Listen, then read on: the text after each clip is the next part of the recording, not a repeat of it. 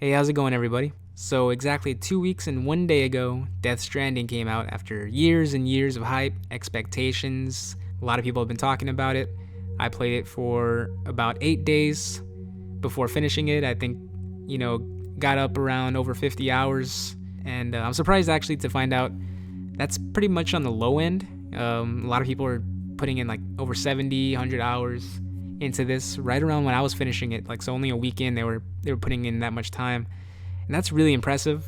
I think that speaks a lot to what this game has been, doing to people, and speaks to how much people have been enjoying it, or at least what the hype did for them and how much they wanted to get into this immediately. And so, it's pretty safe to say, with that amount of time playing a game, there's a lot to talk about with this. And so I did want to take, a deep dive, in-depth look into it. But that being said, I don't want to get into spoilers right away. So for the first part of this, it's only going to be about the core elements and general things about it, because I know there's still a lot of you out there who haven't got it and maybe still deciding on whether you want it or not, or waiting for a sale. And I totally get that. I understand if you're going to go that route. So I'm not going to get into any spoilers for a little bit here. I'll let you know in the video when the spoilers would be up. So don't worry about any spoilers for now. And again, like I said, there's so much to talk about, so why not let's just get into it right now and talk about what I think is going to be the most important element of this game for everybody, and that is, of course, the gameplay.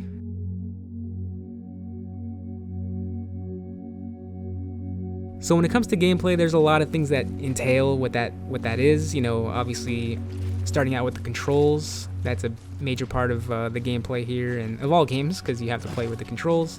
And for this one, it's good. It feels good. All the buttons feel good. L2, R2, I think, are the mainstays here, where you're gripping for balance.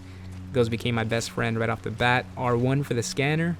You get used to those really quickly and use those a lot. At least I was using those a lot. And then also the feel of the terrain was a big part of the gameplay. Walking through the water and walking up mountains. Hiking through all kinds of different landscapes.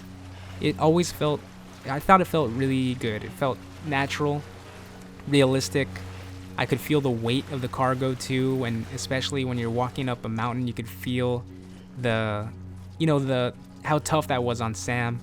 And so I think that was a big part of it, and the realism of all that added a lot to the gameplay. It was frustrating at times, but that added to it, because you would think that would be frustrating in real life anyway. I mean, carrying all this cargo is not easy. And along with that, I think because it was frustrating, that also added on to the satisfaction of it all. Like, the deliveries, I thought, what I was not expecting with it was how satisfying it was going to be. I think early on in this, I realized it reminded me of a job almost. I was looking at it like it was my job. I had to do this. Even though I did also want to, because I was having fun with the deliveries, I also felt the need to do it and do it well. And it was satisfying when you when you do deliver him and you see the likes that you get for it, the points, you're leveling up your rank. And so it was way more satisfying than I thought it was going to be. And it gave so much more of a purpose and more of like a craving to do these deliveries than I thought it was gonna have, because on paper it doesn't sound like it's gonna be that fun, but the satisfaction was such a big part of the deliveries, and it made me almost look forward to doing all of them. But for now, I want to jump into the building. That was also another key part of the gameplay. Not a big part for me. Maybe it was a bigger part for some of you out there. For me, I was kind of relying more on everybody else's building. So while I did build, a couple bridges here and there, and I would add materials for roads, it wasn't the biggest thing that I was working on. I was usually relying on everybody else, like I said, and thank you to the people that did leave those paths behind. That was nice. But building and seeing those things be printed, the watchtower, the bridge, and all that, it was always cool. And some of those post boxes were lifesavers. So the building was a key element too, and that was fun to see some things being built. And another important part was the driving. So that wasn't a big part of the game. Especially, you're not gonna see the driving be something you're doing very early on. It was, I don't remember exactly how many hours in, but it doesn't come right away. But when it does, it's a huge help when you can actually use it. It's not always going to be easy to get from point A to point B with a motorcycle or a truck, driving there. It's going to be tough because of the terrain. Like I said, with walking it was tough enough, so driving it's going to be even harder. And if you could, though, I always tried my best to get from point A to point B with never having to get off the vehicles, but it's tough. But they were fun. It was easy to drive them, and so I had a good time when I was driving when I could, and so that was a plus. I did look forward to getting on a motorcycle whenever I could to save me some time. Also, there was some weather elements that you had to deal with. Not so much just weather, but the timefall damage, and whenever you see the time or the everything kind of slow down because the rain's coming down, you're in for some trouble. And so that was a big part of the game that you couldn't really avoid it. There's so much of it during the game, so you can't avoid it too much, but that's something you have to watch out for. So that, along with some of the weather elements, that was a cool part of the game that I guess you couldn't really expect going into it. And next is a pretty big part, which is the combat. The combat with the mules, it's not the most difficult thing in the world, but it's also just annoying. It never felt good to beat them. Like, I was glad they weren't an issue anymore once I took them all down.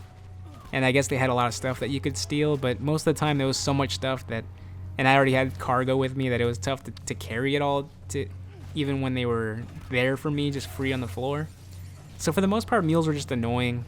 It took time away from other stuff that I wish I'd be doing, and when they would come after me, and it was just like one after the other, and they sort of gang up on you. Trucks coming out of nowhere.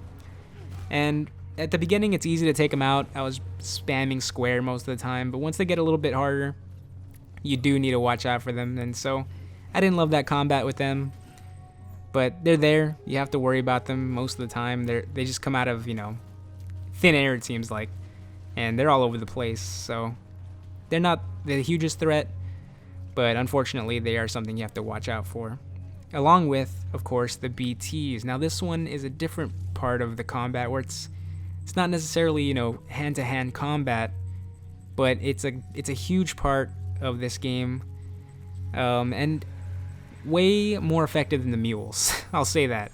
They're just as frustrating, just as way more of a threat than the mules are, especially when they can get to you. And they got to me a few times, which that was amazing, actually. As terrible as it was, and I was losing all my cargo and I got trapped. They would trap me under the tar, and then you go they kind of throws you all the way out, and all kinds of craziness happens. Like hell comes out of the ground, basically. I was almost like happy when that happened. It was kind of cool. Like the visuals of it were so cool that I wasn't too mad about it. It was so different. I think that's what was so cool about it. There was like nothing I've played that reminded me of BTs. Once they got to you, as terrifying as it was, it's just something that I had never seen before. So I like the BTs a lot. I still try to avoid them as much as I could, but killing them as you go into the game gets a little bit easier as you get some stuff to take them out. And so they're a huge part of this. They're never gonna get easier, so watch out for them for sure. But they're so much better than the mules, like so much better. So let's just move on to the next part here, which is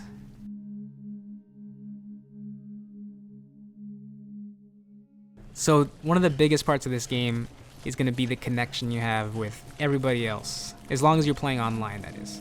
I think you could play this game offline and not really have any of this be in play, but I do recommend playing online because it adds so much.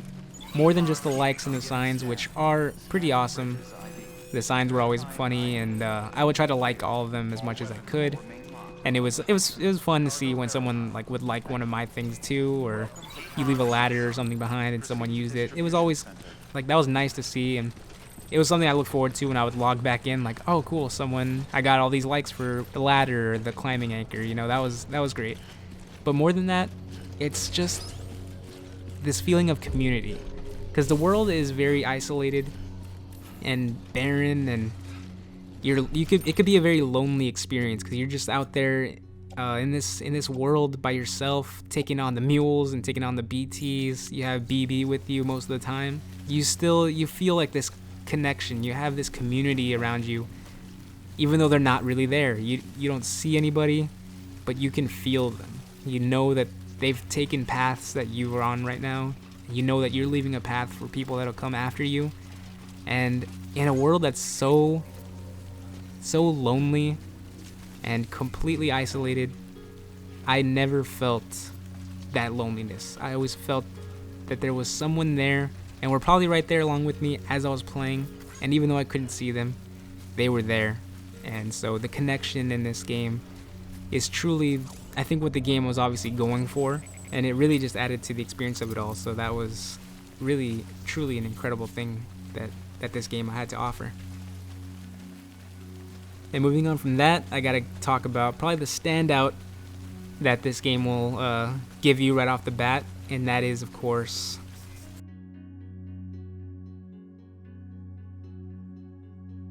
so this game is a bit of a visual masterpiece. You know, it's gorgeous from second one when it throws you in there. I mean, the cutscenes that start out the game alone, you kind of know what you're getting into.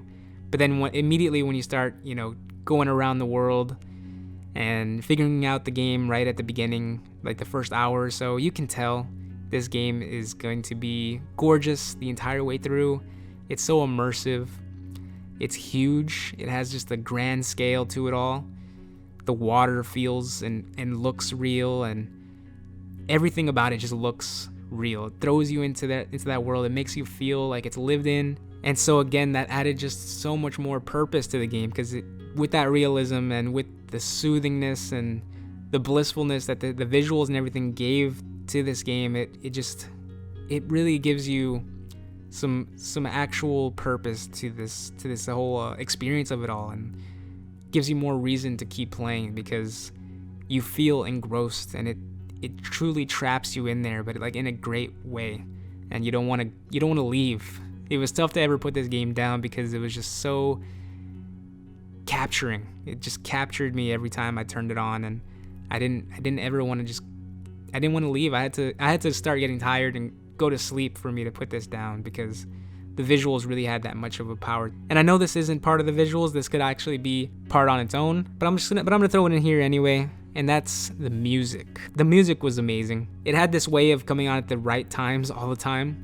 You had just gotten past trouble, or you just got into this huge open, landscape, and it would just boom, it would bring you into the world even more so, because the music would play at the perfect time, and it was always the perfect song choice, just puts you in the mood that you needed to be in at that moment. I would go to the private room a lot and just listen to it in the menu, because that was the only way I could get to it. And I can't wait to get all of the songs on my phone if I can. I'm going to try to hunt them all down. So music, incredible, just as important as the visuals were. And such an immersive game because of it all. But yeah, now let's move on to something that I wasn't so in love with as much as the visuals and music.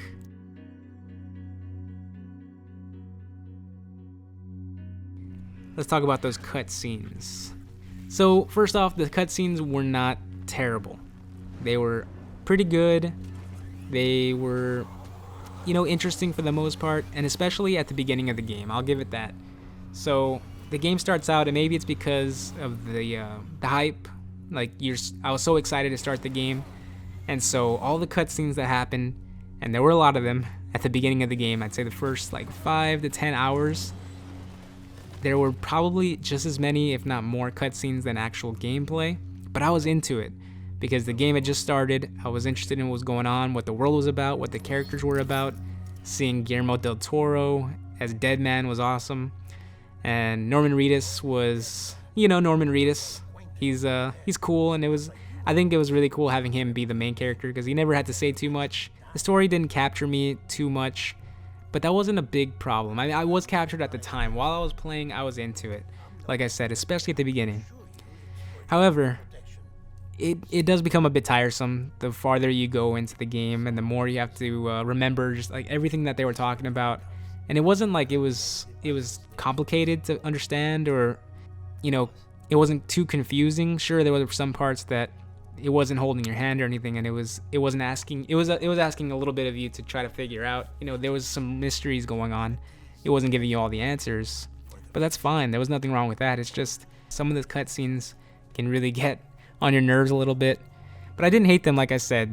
The story was still engaging while playing it. At this point, I don't really remember too much about it except for, some of the more serious stuff at the end that I'll get into later.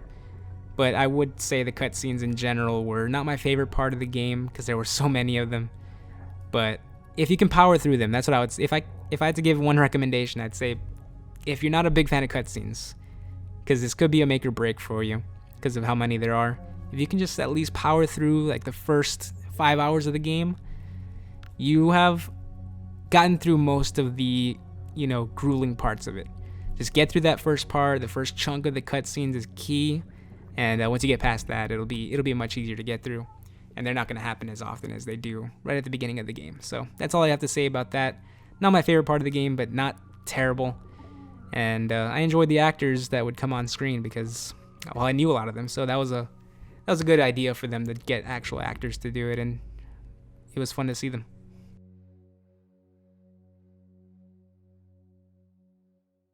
So yeah, now most of the core, general mechanics have been talked about here, and so I do have to give the first spoiler warning in the video.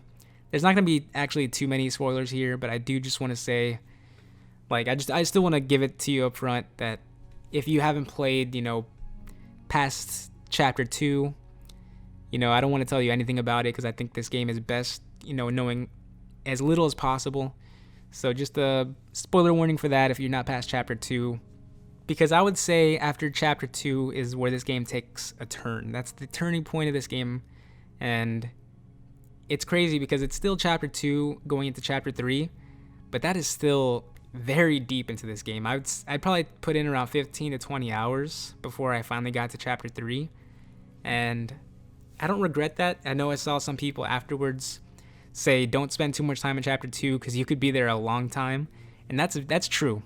But I had a fun time in chapter 2. Like when I think back to the game, chapter 2 is one of the parts I remember the most, and one of the parts I miss the most because it was so simple back then, and it was just fun delivering things and not worrying about too much. So even though you could get lost there for a long time, enjoy it while you're there. It's almost like high school. Like enjoy it because you're gonna miss it once you're gone. And yeah, things might get better, more interesting, more serious after chapter 2, but enjoy it while you're there. It's fun. Still learning some things, still growing, and because chapter 3, things are about to get pretty intense, pretty serious. But now, even though I'm saying the game takes a turning point, like most of the gameplay stays the same. You're still, like, this game is all about the delivering of cargo. Nothing's gonna really change there, but everything's just a little bit more on edge. BTs are much more prevalent. The weapons start coming into play way more. And everything's just, again, like, it's more serious, and it asks you to focus in a little bit more and pay attention to what's going on. And everything kind of seems a little bit darker. It's almost like going from Harry Potter, I guess, Chamber of Secrets into Prisoner of Azkaban. I'm thinking more Goblet of Fire into Order of the Phoenix. It all gets pretty dark after Chamber of Secrets, though. Even Chamber of Secrets is pretty dark. Sorcerer's Stone is really the only one that that's for kids. But yeah, anyway. Let's not get into a whole Harry Potter topic here. So enjoy chapter 2 while you can, but look forward to chapter 3 and beyond, because that's where you're going to get.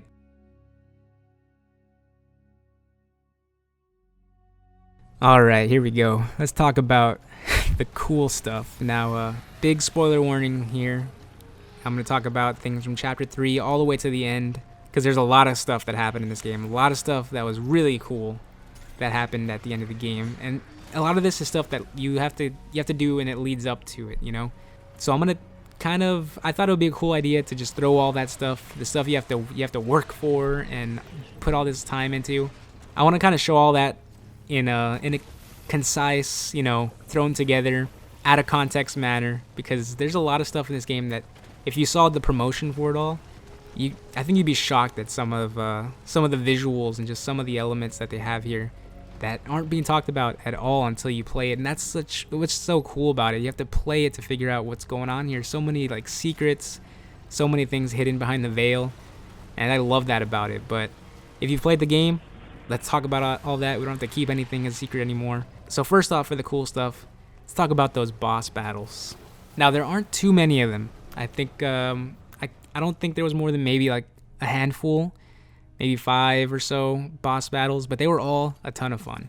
They're intimidating because there's such like big bosses, and the lion. I remember when that happened, I was just like completely thrown off. Wasn't expecting that at all. And going right into chapter 3, actually, that also was. That's why it's such a turning point, because you're not expecting. I wasn't expecting that at all either. And so any kind of boss battle, it was always at the time when I'm like wasn't prepared for it, and so I was relying on all the cargo that it kind of leaves for you to help you out. And I'm not sure if it does that for you if you're not on normal difficulty. I haven't mentioned that yet, but I was playing this on normal difficulty, and it was tough. The boss battles were tough. It was not easy. It didn't hold your hand, but I still had a great time playing those. It gave such a satisfying feeling when you were able to take them out. And the one at the end with Higgs as the huge tall guy, the huge BT, all the boss battles were just so much fun. And really the coolest thing about them was just the visuals of it. Like the visuals in this game are so incredible. And what sucked was walking through the tar and all that, but the boss battles were always going to be tough. So another cool thing that isn't as important as the boss battles, but come along every now and then, were the weather elements. I wanted to talk about that earlier when I was mentioning the weather and the timefall. There were some weather elements deeper into the game, like especially with snow and the whiteout part of it, that were intense and really put you there. They put you in the world. You could feel it. The storm that came out of nowhere, like towards the very end of the game with Deadman around Hartman's place, and the rocks. Sometimes rocks would come down the mountains and try to hit you, or they weren't trying to hit you, but they were just coming down the mountains and you had to avoid them. I don't think I got footage of that, but all of that stuff was really cool. And just the elements of the weather, I was not expecting to play such a big part. The snow really was the best part, though. Like there's something about super strong, snow where you can barely see anything in games that just is really such a visually stunning thing to look at. Because it always reminds me of just how much better game graphics have gotten over the years. But anyway, the weather elements, that was really, as someone who loves weather in general, I wanted to be a storm chaser when I was growing up, but that was like my dream job. The weather in this was just a joy every time when some like disastrous weather was happening. And then gotta talk about those war scenes with Mads Mikkelsen's character. Those were something else. So again, those are something that you can't really expect going into it. I would have never expected to be in war battles, right in the war scenes with Mads Mikkelsen's character, like shooting at the soldiers. And it was such a great change of pace. Like the war scenes were such a great change of pace when you're dealing with the BTs and the mules and just all the random stuff of climbing and trying to find your way down mountains, to then get these like quick, just shoot 'em up scenes, throws you right into a shooter. Like that was fun just to again have that different gameplay mechanic and just give you a break from the deliveries for just a little bit, even though it didn't last too long. Just that little break was all you needed. And for more scenes with Mads Mikkelsen, you can't get enough of him. He's great all the time. And so those were a ton of fun, and just it was always striking. There was a lot of fire in those scenes, and each one got better. That's what was cool about it too. The first one was kind of unexpected, and it just threw you out there trying to figure out how to find Mads Mikkelsen. The second one was even better, and then the third one was the best. Just the lighting of it all, the cinematography of it was just fantastic in those specifically. So I would not have been disappointed if there were even more of those war scenes, but I'm glad that we got the 3 that they had. This game in general was just so ambitious. It's incredible to think about just how much they kept under wraps all this time, and they didn't want to show any of that because some of those scenes could honestly probably win somebody over. And because a lot of it, going into this, I didn't see clips of any of that. I didn't know there was going to be boss battles. I didn't know there was going to be the wars. It was just, all of that was so under wraps, and it's just a testament to how much passion went into this game. So I just wanted to talk about those, as much as I could.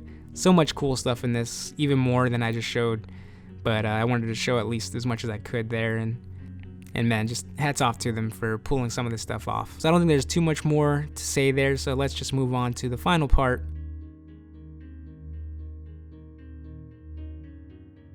So yeah, I do want to talk about like the actual end of the game, the finale of it, and some final thoughts, just to wrap up on the whole thing. But let's start off with that ending. So it's kind of tough to talk about because, when you talk about the end of something, it's usually pretty clear what that is. But this Death Stranding wasn't really interested in giving you that. There's a few different endings, or when you think it's the ending, it doesn't really end. It just keeps kind of going. It reminded me a little bit of Return of the King, in a good way. I love Return of the King. The way I would actually say is that most of this game is Fellowship of the Ring.